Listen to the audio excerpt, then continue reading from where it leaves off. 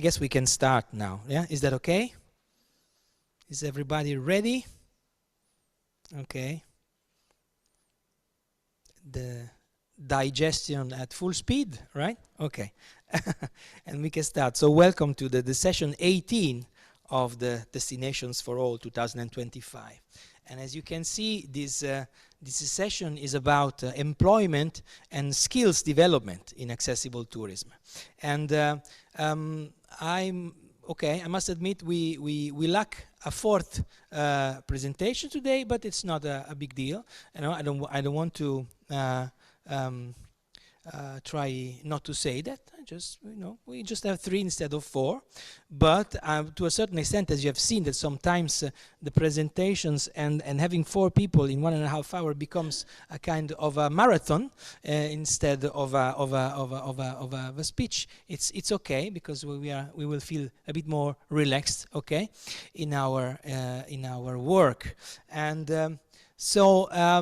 you see, we are talking about employment and skills development, and we talk about it in different ways, because we have different presentations, 2 from Italy and 1 from Norway, and the first one I'm gonna present you is a very important one, because it comes from the Ministry of Tourism of Italy. Okay, and so I'm very happy to have with us Francesco Felici, who is the director of the Ministry of Tourism. And he started working at the Ministry of Economy and Finance, serving as econometrician, where he participated in the definition of the National Recovery and Resilience Plan. And with the institutions, in the institution of the Ministry of Tourism, he oversaw the disbursement of 2.2 billion in relief funds, and oversaw the drafting of the 2023-2027 strategic plan for tourism. And as a Directorate General for the Oversight, Regulation, Procurement, Training and Tourist Professions, he has the possibility to lead 3 very important things. One is the regulation and development of the tourist professions. The second is the implementation of the National Identification Code for accommodations. And the third one, which is very interesting, especially interesting for me, the reform of the tourist guides. Today he will talk about that, of a very important thing, which is the tourism professional portal. And his presentation is called "For a Sustainable and Inclusive Tourism, the New Tourism Profession Portal." So the floor is yours. Thank you so much. First of all, so thanks to invite me in this important event. Really, generally, I don't escape from my office, but this is important for me and for the idea that I'm trying to develop in my administration. And I start a new direction from 1 year, and after we created the whole Ministry of Tourism, now there is a direction devoted to profession. And first of all, the things that's important to understand, what means profession in tourism. I will prepare for you a present. I will show you a video of the next portal of professional tourism that we will present at the end of the year. So it's for you the opportunity to see the approach, the idea behind this work. And tourist profession is a very huge word. Along the floor you can see generally the tourism attraction, but there is MICE, there is cruise, mountain, there is wellness. It's a very huge word where I think that accessibility is a concept that is very linear along all the profession of tourism. But I think that when we have to promote education, we start to teach something that should be natural, that tourism is for all. Means not different between ability or not, it's for all. So starting from student, starting to design the tourism, we should take into consideration that we have to provide an education for all, from the beginning, from student, ETS, and then university, master. So I have a fund of 20 billions to promote education. And you talk about tourist guide. Now, for the first of all, the profession should be national, not regional. That means that we also provide specialization and education devoted to the national guide. Recently, I am collecting more than 30 projects coming from the territory, all the region, all the sectors, and more or less 10 of them are on accessibility. And so there is a natural need moving from the ground to us that without any pressure or any idea to drive a supply from the institution. So there is a movement, spontaneous, moving from agency, from hotel, from cruise, MICE, I mean Congress. That's a very important tourism sector. And so my work is done, more or less. What we have to do is to help industry, university, ITS, to address this issue with power. So I stop to speak because I want to show you the video to understand where we are going. And I don't know if it works or not. Okay. And the third slide, start the video.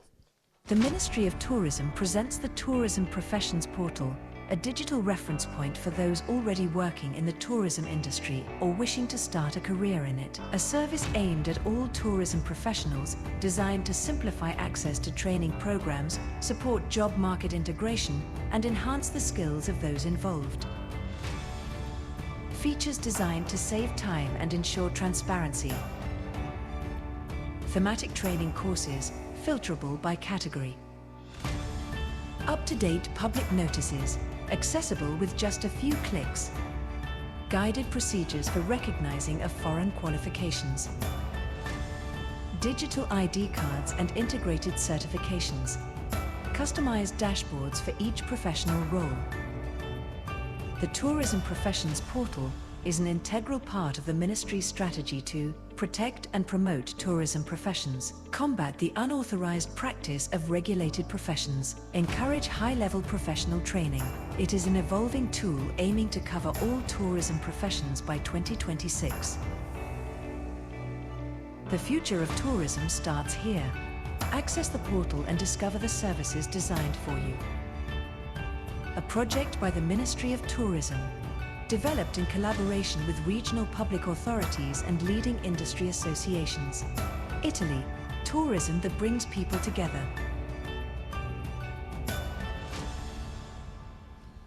Okay, this is the idea about what we are working. Now, I would ask you, I'm here for a reason. I would like to ask you to send me, officially, education project to help the tourism world to promote accessibility in all the fields.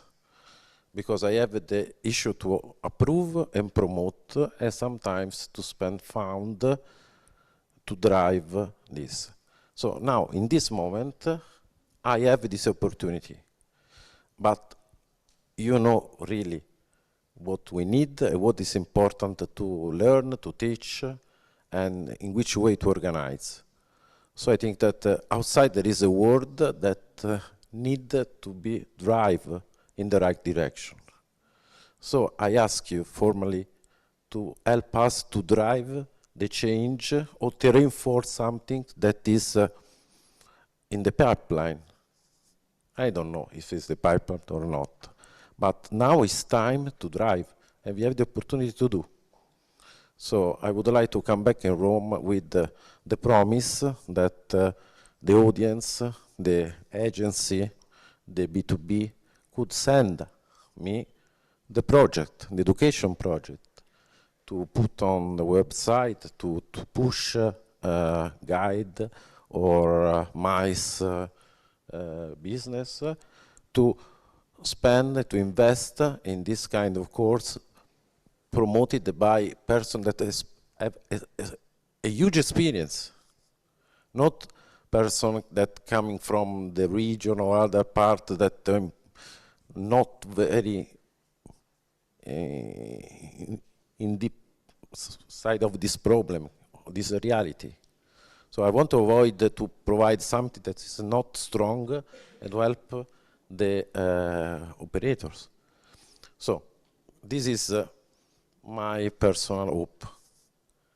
Yeah, well, I must admit that surely you are in the right place for that, and luckily you are also in the right room.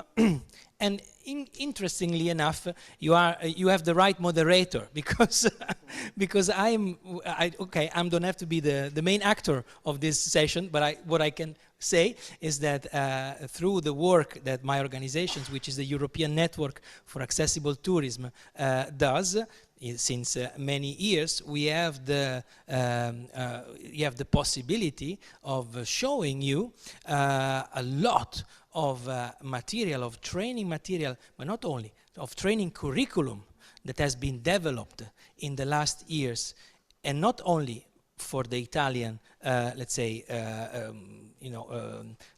education, but made at European level through European funding, through the European funding of Erasmus, for example, but for Erasmus as high level, meaning, what do I mean by that? We have had the possibility, together with other countries in Europe, to develop curriculums dedicated to accessible tourism for staff and for managers at all level, from the professional level, so the professional education, vocational education, to university, for people who want to study at a managerial level, at the university, and even at school level.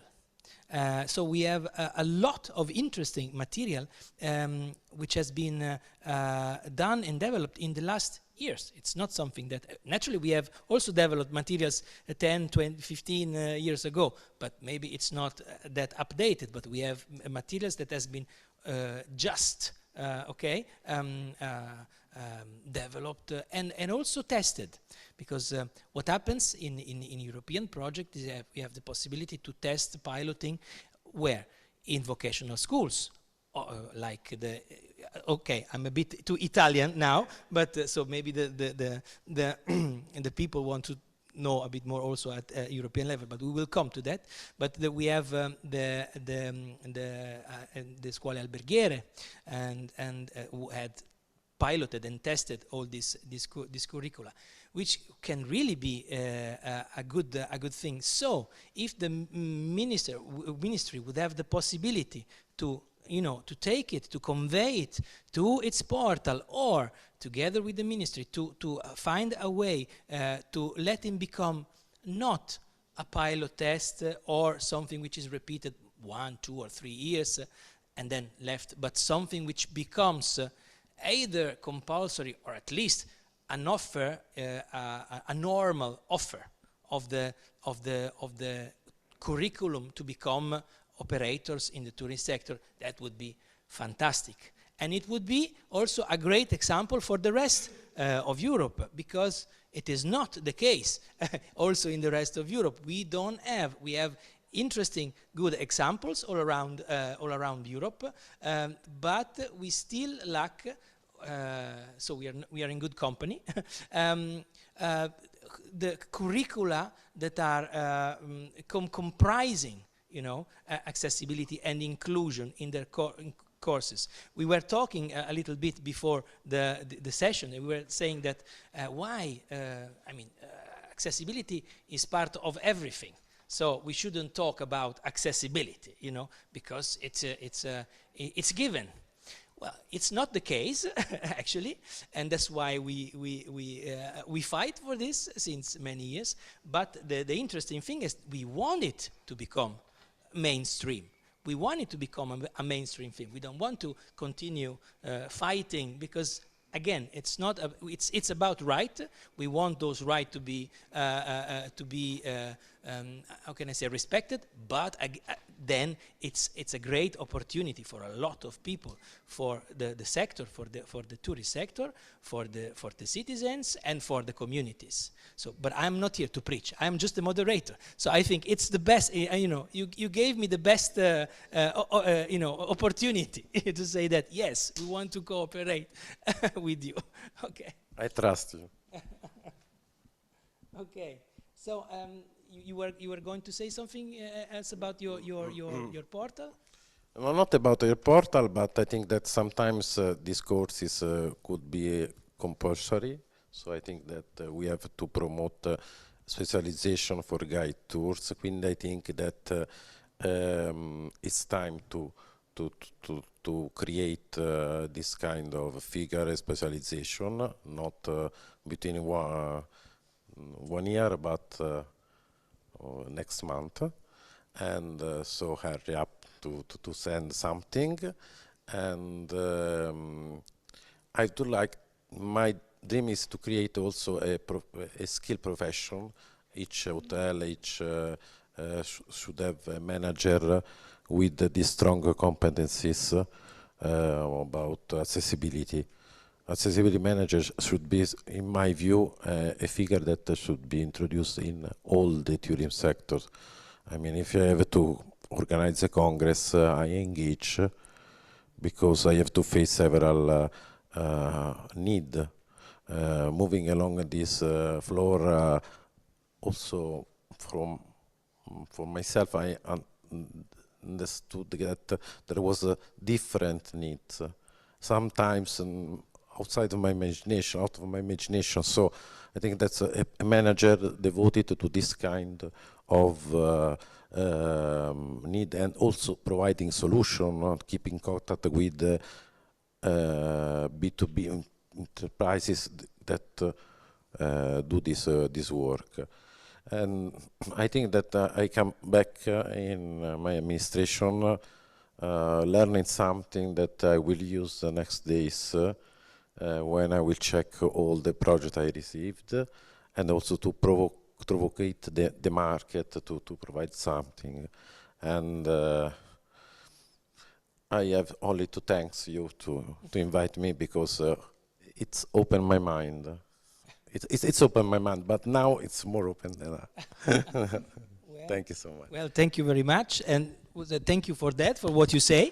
It's not typical of ministries. There might be some questions. Yes? One. Okay. Do you have a... Okay. Do we use this? Okay.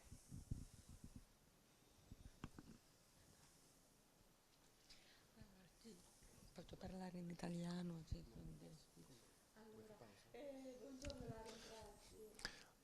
Good morning, thank you very much. I would like to make you a direct question connected to the topic. Connected to the accessibility topic. Also for the training that you said about the guide for tourism. Perché le guide turistiche possono essere anche sorde, quindi magari c'è in previsione anche i corsi. The guides can be also deaf, so maybe this training should be already adaptable to deaf people. Posso rispondere? I speak in English. Yes, really, in this moment on my desk, I have 3 courses for persons with less ability to hear and also to see. So not only movement, but problem also about different way to promote the tourist attraction. I think that the activity for person with inability to view is very, very peculiar, but I know that there are instruments and technologies offer opportunity also for this kind of tourism. And this is one of the 3 courses that I would like to promote and to publish in the next month for the new tourist guide. And I think that person that know this kind of problem are exactly the person working with this kind of group, because you have a normal guide and another guide that could help the first guide along the tourism activity. And I think that should be in all the tourism area, I mean in cruise, in MICE, in Congress. So this idea that everything should be accessible in the tourism sector and also in the wellness. I mean, in the thermal sector, sometimes I personally met this kind of need, and I don't think that in all the thermal sector in Italy there is a sort of supply of this kind of opportunity for everybody. So I think they face mobility problem, but sometimes the other inability, and also it's not covered by the private sector. So we have to change this approach, creating, in my view, in each place connected to the tourism, this manager of accessibility for all. Yeah. Other questions or comments? Oh, yes, please. You have a speaker. Thank you. I'm going to present later, but I would like to thank you for your presentation, but not the least for your invitation to give input for tourism education. And I have worked with tourism education at the university level for 25 years. In many different countries, mainly in Norway, because I work at the university in Norway. But so I would love to cooperate in case of, because I think we must not reinvent the wheel, which I've seen many times in tourism. And I would just like to highlight one point, and that I don't know in Italy, but in many countries where I worked, I see that there is a tendency to think that tourism is something that everybody can do, and hence there is no really good education. But to work with tourism is complicated, because you need like a holistic perspective, and you need to understand all the different parts that contains the tourism product. So I think it's a very good initiative you have to invite people to give you input, and there is a lot to learn around the world, and in reality we should not be need to talk about accessible tourism. It's tourism for all, kind of. That's because when you create tourism products that are accessible, they benefit not only other tourists, but in most situations also the local population, and that is an element that is important to remember. Thank you. Thank you. Other question, or we can go? We can go ahead. So thank you, and we now are going to talk with, well, actually, she is going to talk with us, with Elisabetta Schiavone of Soluzioni Emergenti. So Elisabetta is an architect and PhD in culture and environmental design. And she's expert in inclusive design, and she's a consultant and trainer in inclusive safety and emergency management. So she's going to give us a very interesting presentation, because she's going to talk about inclusive safety in tourist destinations, because an important theme and concept to design universally accessible accommodation, services and destinations, and to better shape training in accessible tourism. So the floor is yours, Elisabetta. Thank you. Good afternoon, everyone. I'm Elisabetta Schiavone, architect and PhD Technical Director of Soluzioni Emergenti e caregiver. Soluzioni Emergenti is an innovative startup. We focus on inclusive safety and inclusive environmental design.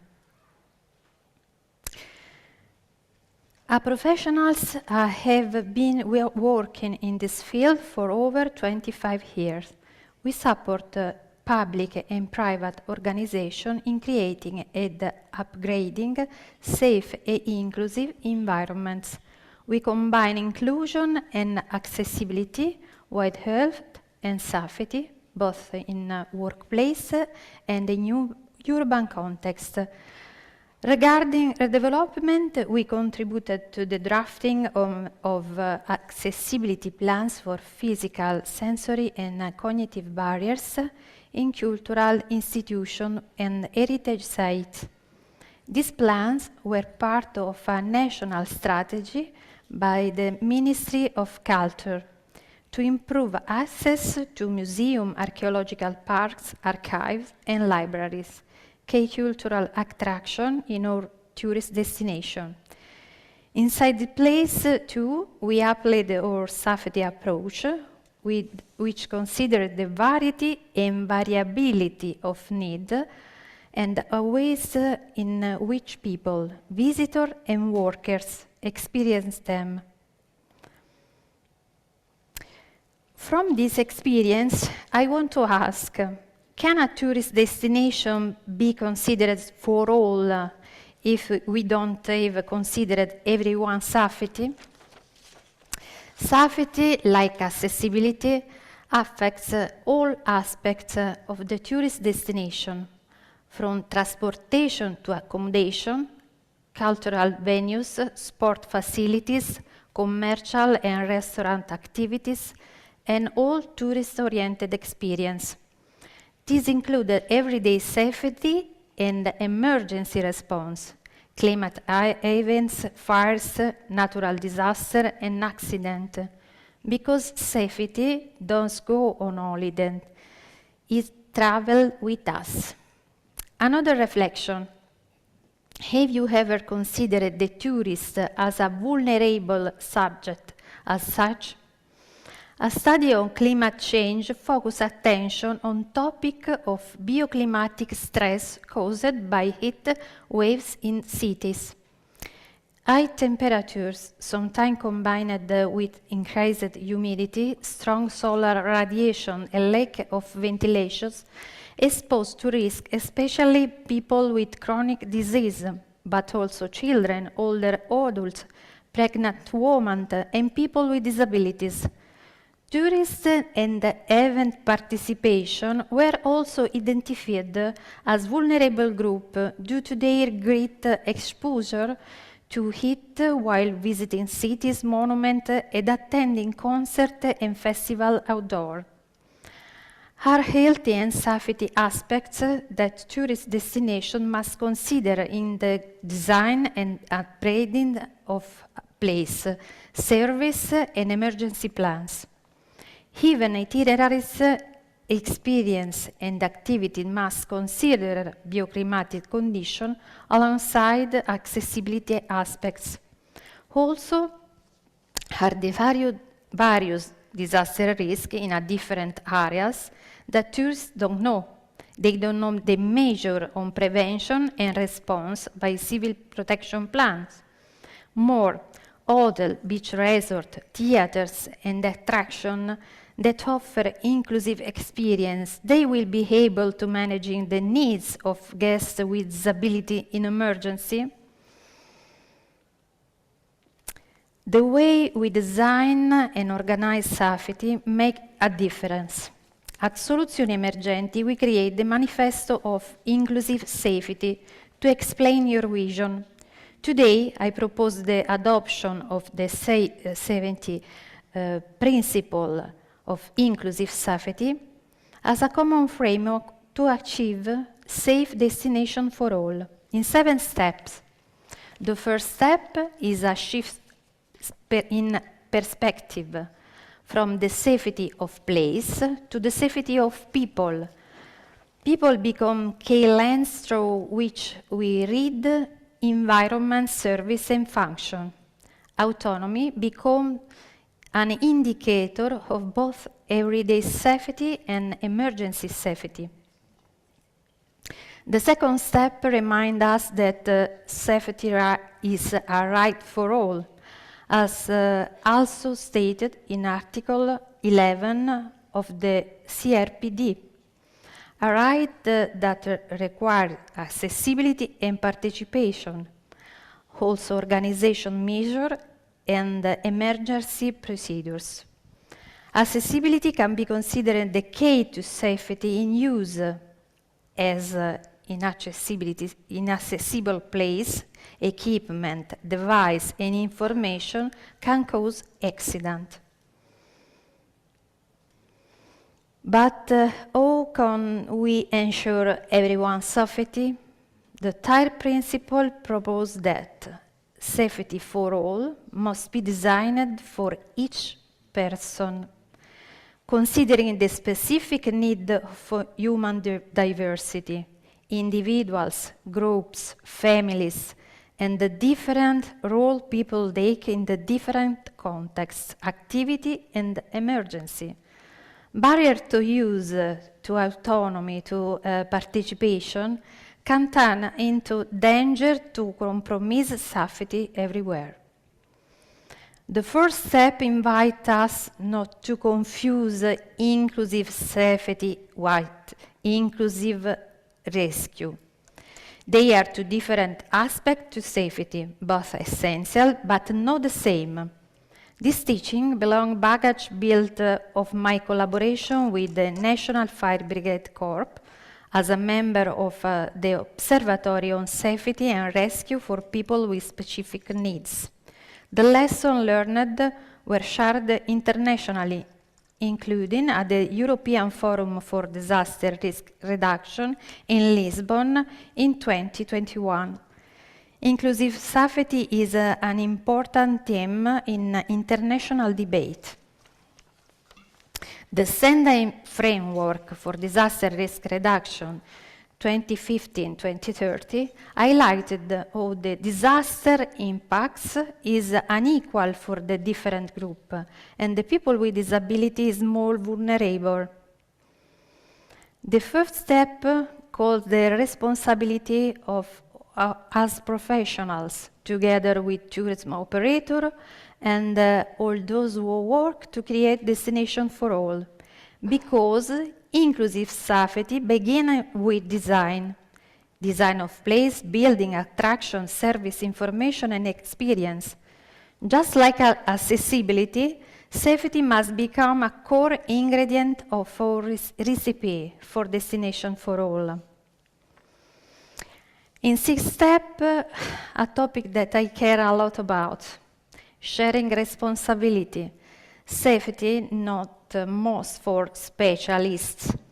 Everyone must be able to act for their own safety. But to do this, we must apply the sixth principle of inclusive safety. In an emergency plan, every person must be considered an active participant. For this collective response, I must prepare an emergency plan that considers the environmental response as a facilitator for all people, These include accessible emergency communication, accessible procedure and escape route in building, and accessible waiting areas in urban space. In the seventh and final step, inclusive safety is a coordinated set of effective response on different levels. The environmental response of the people needs, the organizational response, including evacuation plans, the individual response, and the collective response. This principle of inclusive safety orienting the strategy to improve the safety of place and experience, a strategy that's attentive to the different needs and expectation in the different contexts and scenarios of travel experience. A strategy that offers everyone their own answer and the active role on stage and behind the scene, because the needs to be considered are also those of the workers. The application of this principle in experimental activities led us to create design and planning tools that we tested in exercise and adopted in training program for professional operators. People with disability participated in working group and experiential activity. Some took place inside some of the most prestigious museum and theater, at the Uffizi Gallery in Florence, Tuscany region. We collaborated in training staff and rescuer in inclusive emergency management. The training concluded with an inclusive evacuation drill. At the Sferisterio Arena in Macerata, Marche region, we trained the staff in welcoming visitors with disability and providing necessary support in emergency situation. The Sferisterio is known for hosting inclusive opera, the first project that made opera and its workshop accessible to everyone. In the urban context, order to drafting urban accessibility plan, we worked to the inclusive civil plan protection plan for the city of Ascoli Piceno, Marche region. Accessibility and inclusion are criteria adopted in the design of tool emergency area analysis and in the design of talking signage. The signage identifies waiting area and inform residents and tourists about the area's futures. It also serves as an access point to the plane's information in accessible digital format. Tactile paving informs blind people of the presence of the sign. Additional context is accessible through braille and digital information. The plan was presented at the UN Committee on CRPD in Geneva last March. To conclude, see inclusive safety as a strategy element of Destination for All require a change of perspective. Inclusive safety needs an interdisciplinary approach, participation of people with disability and specific training for professionals in tourism and hospitality. Our training activity, in collaboration with institutions, associations, and companies, involved architects, hospitality operators, tourist guide, lifeguard, rescuer, museum staff, and many others. We believe that inclusive safety is the key to innovating accessible tourism, and that training is the gateway to the skill needed to make this vision a reality. It was a pleasure to be here with you. We hope our vision becomes you too. I will be happy if this opportunity were to spark a collaborative network to make our tourist destination safer. I'm sorry for my bad English and wish you a good continuation.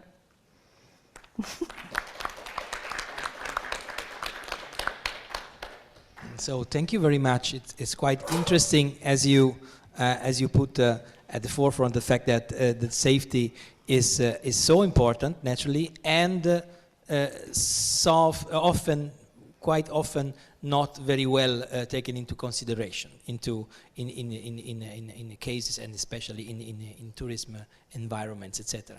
As you've seen, as you remember, yesterday and today, at the beginning of the session, there was our friend Sarah, which was talking about the safety and the security of the areas, okay, here in Lingotto, to make sure that everybody could, in case of emergency or whatever, find the calm space, for everyone. And it is interesting the fact that what you are doing, you already have seen that this should become a training, and this should become a training for whom? For many, for many persons in many, in many parts of the chain of the tourism sector, and yes. And naturally, actually, I may actually say something that you are going to probably talk about in a while, because I know what she's going to talk about. And if you look at all the customer journey, okay, of a tourist, you will find different touch points in which there are safety, and critical possible, situations, and there should be safety solutions. And in any of those touch points, there might be persons who should know something, being the staff, being the tourist, yes. And so we should know how to act, etc., etc. And so the training for each of these touch points is quite crucial. Exactly. And interesting. Mm-hmm. Yeah. Yes. Yeah. Yes. Yeah. Okay. Are there any questions from the room?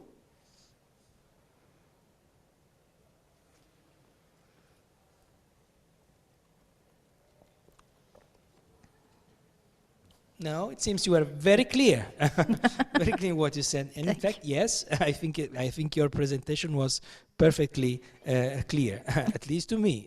Okay, and so we can go ahead, since we were talking about customer journey. Okay, we are just ready to listen to you, and I'm gonna really leave the floor very soon to Ingeborg Nordbø, okay, which is the head of department of business and IT at the University of Southeastern Norway. And you hold a master in international economic and business administration from Aalborg University in Denmark, and a PhD in tourism entrepreneurship. You have worked in tourism sector both as researcher, project manager, and consultant, 25 years across Latin America, Eurasia, and the Nordic countries. And you have worked on accessible tourism research since 2018.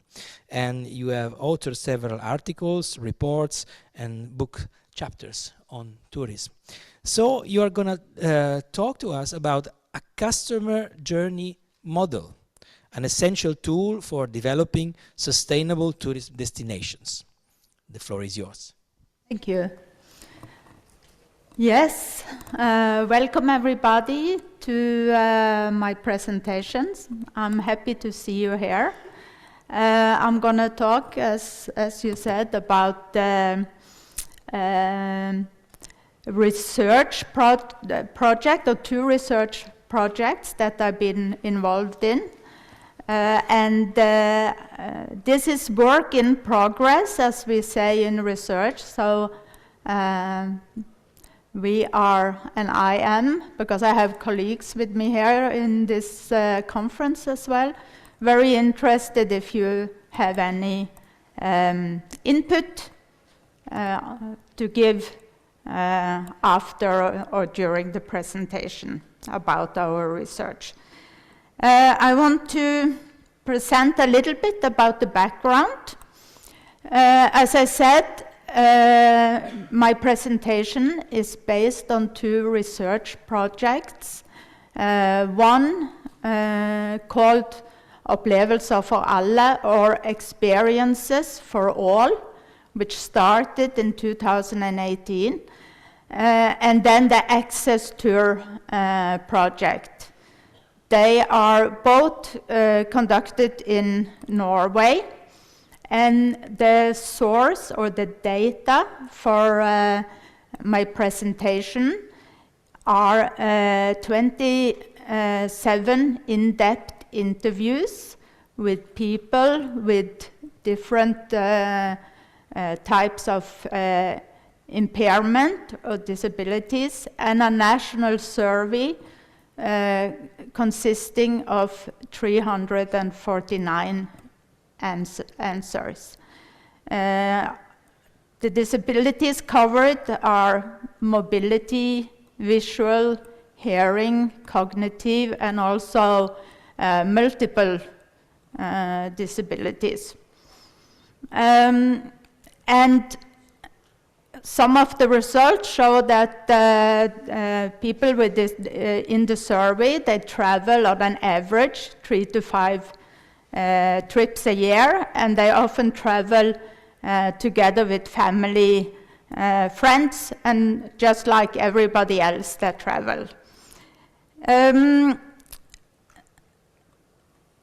What I suppose that most of you that work with tourism, you are familiar with the customer journey. But just in case, I would like to say that the customer journey is a framework used by a wide range of businesses and organizations, including tourism companies, hotels, travel agency, destination management organizations, in order to understand the whole travel. Very often it's used in marketing, not only in tourism, but to kind of find the touch points where the companies can either influence customers to buy or to provide better service. So we are in tourism, which is the difference between tourism and many other products is that it's a composite product. You know, when you buy a mobile phone, you can go to the shop, you can look at it, you can try it, test it out. But with tourism, it's different because it's a lot of different providers that together make the product. And that's also why when it comes to accessible tourism, it's complicated to map and provide all the different elements to come together into a good service. Hence also why it's important to do research on this, because we need to gather information to document so we maybe can influence and change and improve service and practice. So a basic tourism consumer journey model is the first one here, if you can see it in the light, in the purple, that we often divide it into 3 stages: the pre-trip, and then the travel and on-site experiences, and then the post-trip.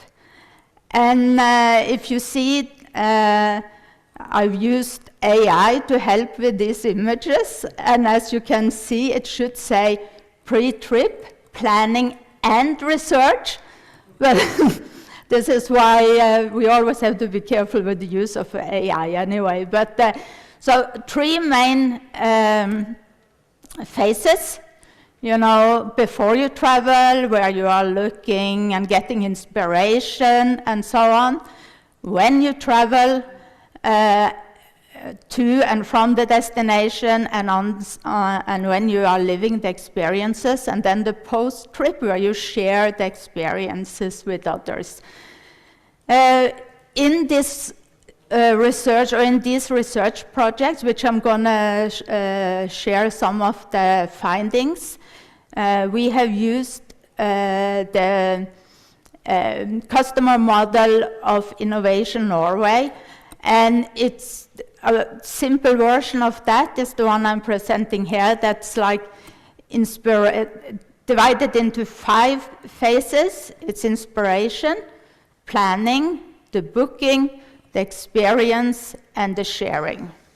And I'm going to use that as a framework to show you a little bit about what the survey and the interviews, what the feedback that people with impairments have given as the main barriers in the customer journey. And towards the end, we'll also talk about a little bit about how that is different from people who travel without impairments. So when it comes to the first phase of the customer journey in tourism, the goal is the same as when you buy a standard product. It is to spark interest and motivation to travel. And the survey and the interviews show that there are several barriers for people with disabilities already at this stage. We see that the respondents and the people we interview, they highlight that there is a lack of inclusive marketing visuals. And I should say now that these are only presenting findings that are general, right? So there's a lack of inclusive marketing materials and visuals, a lack of mentioning of accessibilities in campaigns, and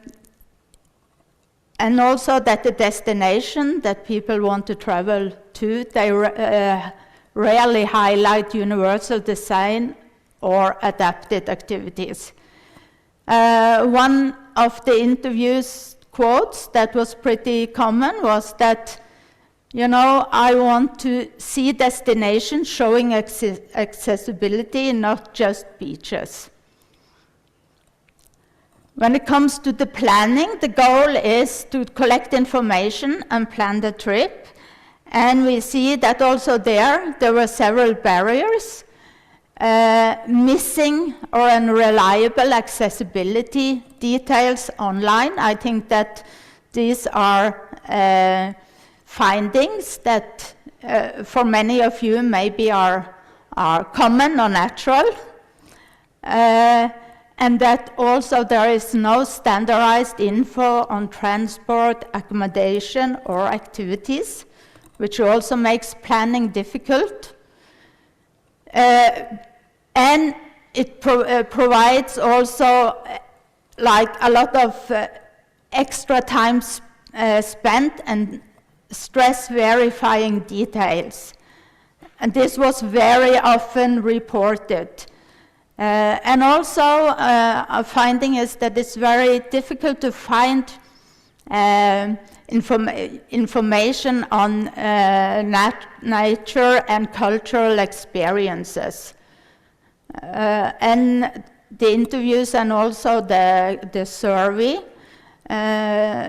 shows that, you know, people with disability, they will want to be included and should be like everybody else. And this was also commonly reported. And the interviews show this in several ways.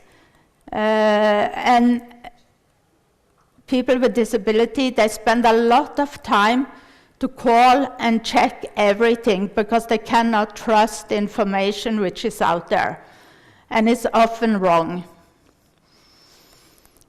And you know, we need, they told us we need specific information because like if it's a short walk, I can walk. If it's a long walk, I will need my wheelchair, etc. So this was very common feedback. And from the survey, we saw that actually 60% of the people report low trust in accessibility info online. Here there's a lot of possibilities for improvement. When it comes to the booking, the goal is the same for everybody. It's to reserve the transport, accommodation, activities, right? And the barriers are many, as highlighting, for example, that it's difficult to find filters for accessibility needs on booking platforms. Some highlighted that Airbnb is actually pretty good on that. And that websites are not optimized for assistive technology.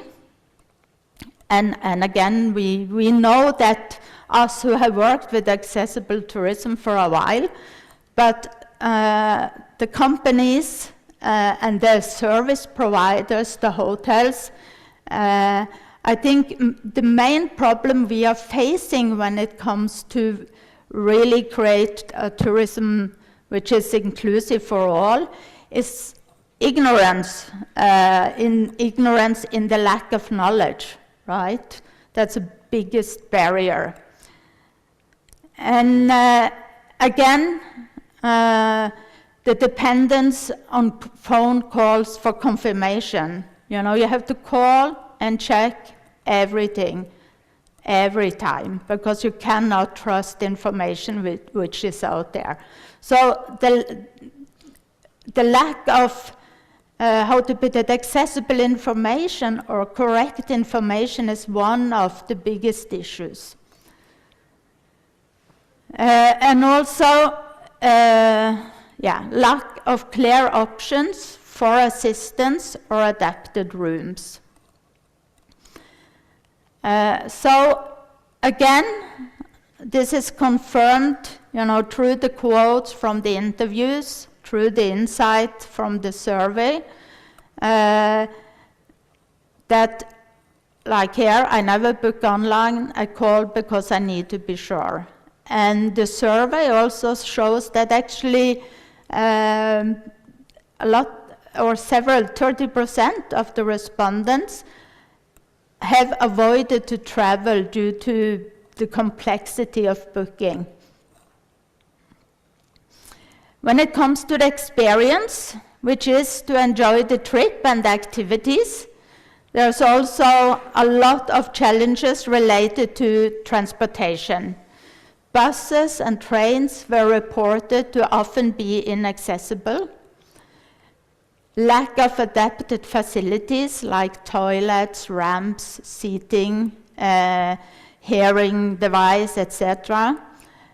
Also, that the cultural natural experiences like tactile maps or audio guides. And also issues related to that crowds and stairs reduce accessibility. And also, when related to the handicap rooms, there are often people reported poorly located, far from amenities, no view. Before coming to Torino, I spent a night in Bergamo. I had a very nice hotel room, a bit outside of the main building. You see there, it was a handicap room with good facilities, but coming to the room was an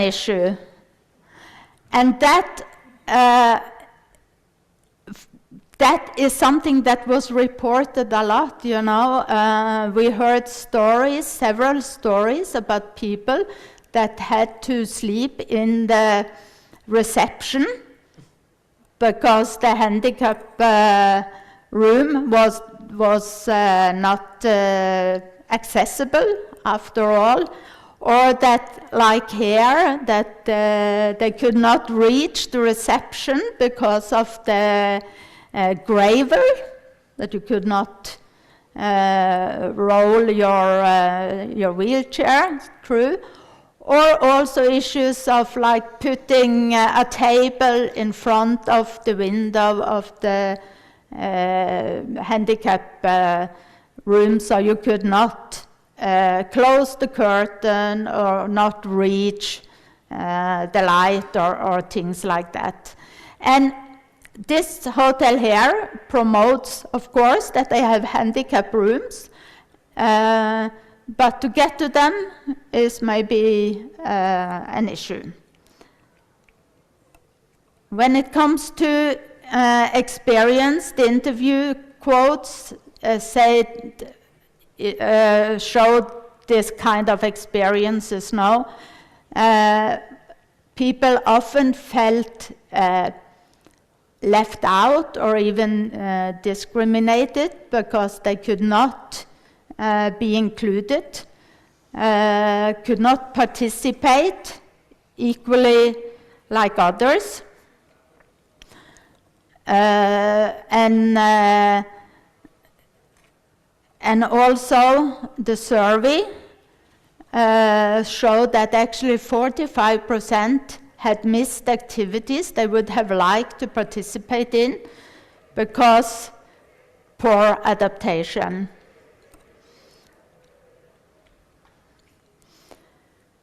And also that many of the people in the survey, they rely on personal aids. When it comes to the after trip, like the last phase of the customer journey, that's when you come home, you look through pictures, you share online with your friends, or you upload to social media, etc. Or you give feedback to the place, the accommodation, with things you are not happy with. We see also that here are a number of barriers, because one of the main ones, that feedback rarely leads to improvements. A lot of the people, they give feedback, but they don't see any change or any response. And also that there is a lack of structure platform for sharing accessibility experiences. And also this is also related to the first point, inspiration, that there is actually limited visibility for destinations that do well. As a consequence, many people with disability, they go back to the same destinations where they have already traveled before and where they know that things work. And so, what can we say, like some of the first findings, you know, if we can make, how is the customer journey map different for people with disabilities than people without disability? Well, first of all, I think that we should, you know, if you remember back to the first presentation of the customer journey map, it was the pre-trip, it was the experience on the destination, and it was the post-trip kind of. I think that when it comes to accessible tourism, we need at least also to include the transfer to and the transfer from the destination, because there's a lot of issues with transportation that should be addressed. And also when it comes to the touch points, which is like the direct and indirect contact between the the customer and the provider, the hotel or whatever, we said that there is, the touch points are different. There are extra verification steps like call and emails, while most people can book, disabled people need to call and check everything. So the touch points for people with disability are very often more direct than indirect, and that is time consuming. And they rely on their peer community for information, for safe information about destination. A lot avoid public transportation, and they give the feedback mainly in peer networks according to our investigations, not the official channels. So just to conclude, thank you for listening. We need to get to the point. We know the ones who work and are here work with accessibility, but we need to get the word out that accessibility is not a niche. It's a necessity and it's a market opportunity. We need to make the hotels, the destination organizations understand that inclusive design benefits all travelers and also local populations. We have some good examples of that in Norway. And let's build a tourism industry that welcomes everyone.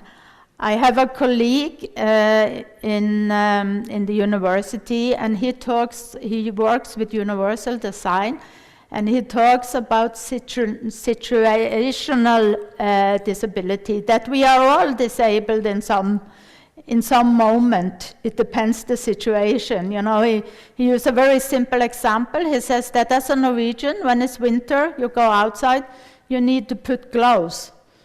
You're partly disabled. And I think it's an interesting approach.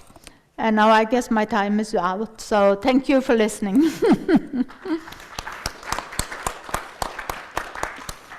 So thank you very much, Ingeborg. It was quite interesting to have a point of view on how you work on customer journeys and how you've been able to get feedbacks from each of the parts, you know, of the customer journey. I think there are some questions from the room.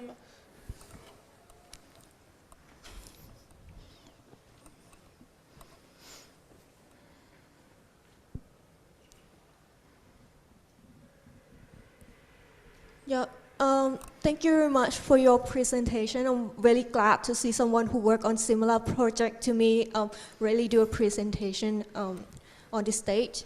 So my question is about your research, because like I said, I'm also work on a similar project.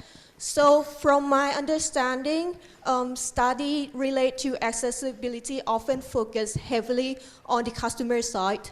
However, this can be challenging for SME because like when I conduct my data collection, I found that customer journey mapping tend to be something only larger company can do effectively, mainly because they have budget and resource for it. On the other hand, SME with limited budgets usually relied on directly asking customer for feedback and learning from experience. So for your future research, do you have any plan to also study service process and do the mapping from the business side? Because I think that could help identify more practical middle ground that applicable in real world setting. Thank you. I have also my colleagues with me here that can also help to answer in case of, but in the Access Tour project, which is the one that deals with the survey, we work together with 26 different partners, which are also small and medium-sized companies.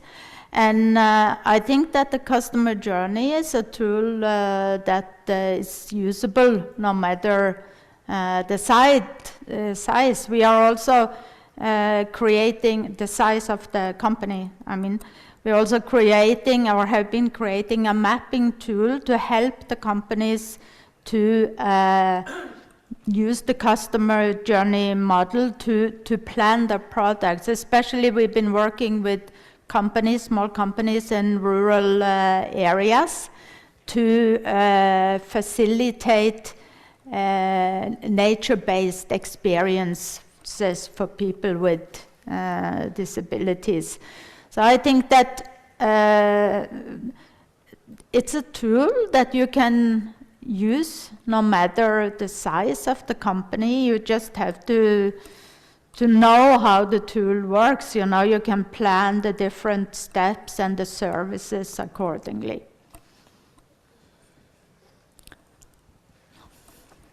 Hi, my name is Belinda Abraham, and I'm very interested in your section on feedback. You talked a lot about feedback, and I don't know about you, but any service you go to, they're constantly asking you for feedback. And, you know, everywhere. Even one time you go into the link, it's asking you for feedback. So my question to you is on the feedback. You said that many people with disabilities would provide feedback and not get much response. And at the same time, then they ended up to speak within their circles. So in reflection of that, what do you see as possible solutions for this? How can feedback be actually used to improve services? Thank you. Yes, that is that's kind of the feedback we got from the survey and the interviews. Frustration because the feedback was not followed up or not even maybe responded to. Oops. That was just a count up. Time's up. I think that, like I mentioned also, we need to get the companies and service providers on board and that's what we've been working a lot with in the Access Tour project, because I can just use myself as an example. When I started to work with accessible tourism, I thought I'm the type of person with no stereotype understanding, etc. But I discovered working with the project that maybe I was stereotyped. And there's a lack of, I say ignorance, but not ignorance in a mean sense, but lack of knowledge about the possibilities. So I think that, for instance, a conference like this, we need not to talk only to ourselves.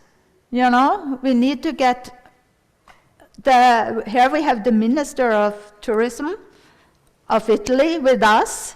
He can put some pressure on the Italian companies, you know, and we need to get the companies on board. We need to get them to understand that it's not so complicated to work with accessibility tourism as they think, because a lot they think it's very complicated and they are afraid due to safety issues, and also that it's highly they also don't, like we have talked about a lot on this conference, they don't understand the market potential. They don't understand that people with disabilities, first of all, they travel like all of us with their family and friends, but they often travel several together, you know, and they are the most loyal customers if you get them to travel. So we need to get the industry side on board. So quickly, I was just thinking, for example, could something like a hashtag where you say something like hashtag inaccessible would at least raise kind of the, I don't know, the logarithms, or like could hashtags work to kind of get, so you could go check hashtag inaccessible or hashtag accessible? I just think it's not only to wait for companies, but I think as people and as customers, we also have a role to play, and we also have our money counts as our votes. And then I think then governments listen and businesses listen. So I'm just wondering what practical solutions as a customer, perhaps. Yeah, I think it's something we should discuss, because then we need, it's not something we looked into in the project, but of course we get a lot of feedback and I have a lot of thoughts about that. But definitely the sharing needs to go, we need to work together, easily said, yeah. Yeah, maybe I just had a comment because this, I think it's a really important issue. First, an example.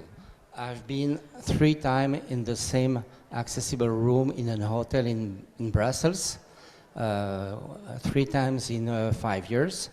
The first time I made a feedback saying that that the bathroom was inaccessible because the grab bar of the toilet cannot be removable.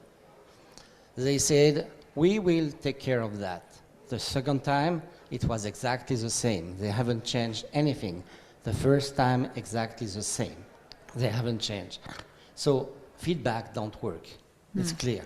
So what we developed now in Switzerland, because we have huge problems with accessibility of public transport, especially trains, users have created a WhatsApp group where are invited in the WhatsApp group also politicians and administrative people from public transport system. And we declare on that WhatsApp group each time we have a problem. So everyone knows. And it begins to change. It's a kind of making feedback that is maybe less administrative and politically correct, but it makes moves things. Yeah. And that's the point, to make it work, right? Yes. So thank you for the feedback. May I ask you, information from an institutional point of view? Thinking about this word that I'm not really inside, but try to propose solutions sometimes in my administration. Could be useful a manager, a figure, professional figure, devoted to face all this issue rising from a tourist person or a person moving in a congress in a MICE. I mean, an inclusivity manager, a physical person that could talk with you in all the phases of your travel. At the beginning, during, after, facing all your needs. I mean, I think that's, it's difficult to find a line for everybody. I think that there are situations that should be also faced by personally devoted agents, let me say, inside the hotel. The manager of accessibility in a hotel, a manager of accessibility in a travel agency, in the tour operator, in a congress. Everywhere there is tourism, there should be the person to talk about, to write about, to receive information about, organize, facing everything, with the responsibility to see you the right information. A strike, for instance, outside of the control, but you have a person there. I mean, sometime in a world that there is artificial intelligence so much, the solution for everybody sometimes it's not run for special needs that I saw along this. I agree that we have trying to say solution for everything, but I would like, I wonder if to avoid some emotion like diversity or fragility during tourism. I saw a message that was, let me say, awful from my tourism. I go in tourism to forget my normal life, and I face more problems than my normal life. That's embarrassing for a tourist. So we have to find a solution, create a skill for me.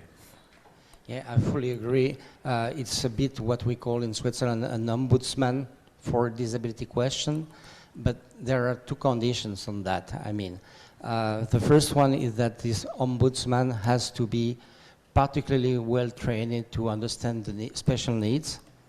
And then the other point is that this ombudsman must have quite a legal power to make change or to let people change.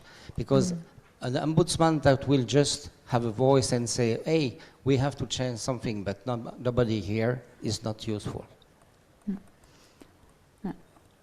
Small comment? Yeah. Comment from here and from me? Yes. Yeah. Yeah, I think also we need to tell the good stories, like to show them.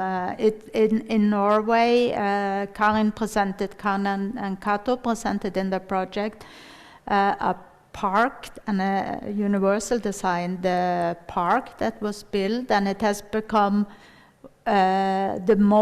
one of the most popular tourist destinations in Norway. It's on the front page of Visit Norway, etc. And I listened to the presentation of Neha, I think was her name, yesterday. Yeah. And it was interesting that she highlighted that a lot of the things we take for granted today, you know, like, I don't remember all the examples she gave, but a lot, they were developed due to people with special needs, you know, but today they are really benefits all. So this for all benefits all. Those stories must out, you know, to close the knowledge gap and wake up people, so to speak. Yeah, and another thing related to what director said just a few seconds ago, and the questions the question you made. Well, training is I mean, that's why it is very important to talk about training, because having trained people, being able to either solve things or design better things is important. It is the first thing, and at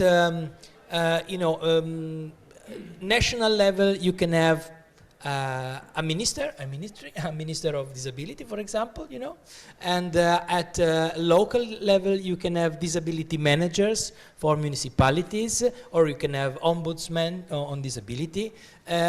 You can even have disability managers for hotel chains or big hotels, but when it comes to accessible tourism, to tourism, and when it comes to the 90%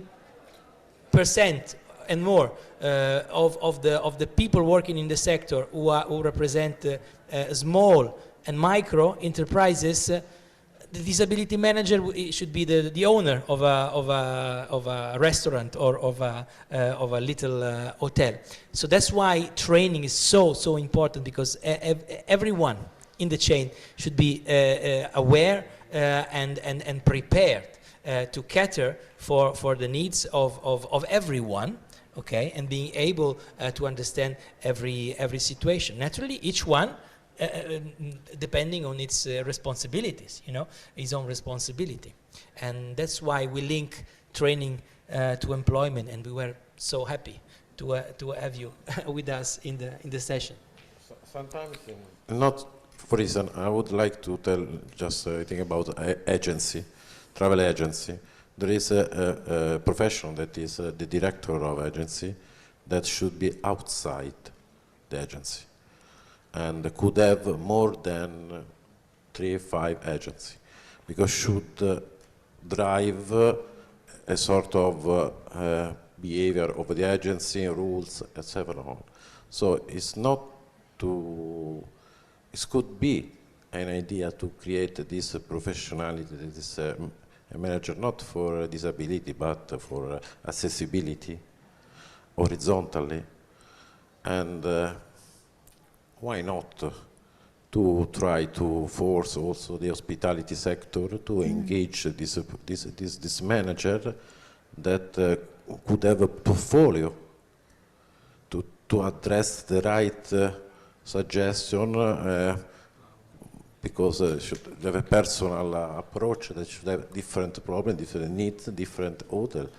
And also in that case, there is a marvelous bathroom, but it's impossible to enter in the reception. Okay, I call my manager, I ask you, I have this disability, can you suggest me? And also during the travel, during the stay, it's a non-professional, we have several. And I think that it's a great opportunity also for persons that experience this kind of problem. Okay, they could drive the right solution. They themselves understand the need, the feeling, and the difficulties. Not me. Not me. So this is the reason, try to help us to understand the problem and to find the right solution. I'm not joking. Fortunately, I have no idea about what I'm talking about. So I want to be sure that I'm trying to find a solution, or searching together the way to help this. Thank you. Okay. Thank you very much. It's really time to leave the room for the next session, and so thank you very much to all the people who was here present. It has been a real pleasure, and see you in next sessions and in the last plenary session, which will be very, very important, with a lot of very interesting communications for all of us. Okay, thank you.